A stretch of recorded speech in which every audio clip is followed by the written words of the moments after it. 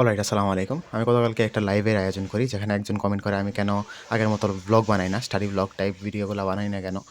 তো ওইখানে আমি উত্তর দিই যে কেন বানাই না আর কেন বানাবো না।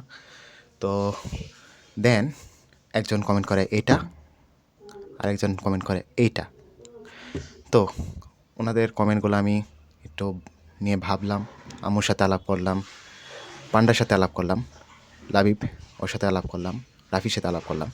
তো সবার কথা শুনে মনে হলো যে আমার অ্যাটলিস্ট এই এডমিশন সিজনটা স্টাডি রিলেটেড ভিডিওগুলো বানানো উচিত।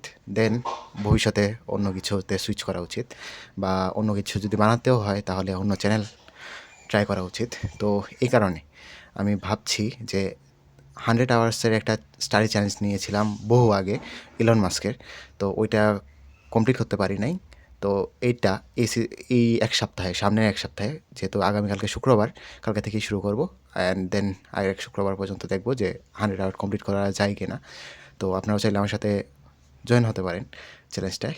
আর ডেইলি ফজরের পর থেকে হচ্ছে লাইভ সেশন শুরু করব ইনশাআল্লাহ, যেটা কন্টিনিউ করব অ্যাটলিস্ট 9টা পর্যন্ত, বা আরও বেশি হতে পারে। ব্রেক নিয়ে তারপর আবার শুরু করতে পারি। তো অ্যাটলিস্ট 9টা পর্যন্ত থাকবে। দেন আবার বিকাল 3টা থেকে শুরু করব।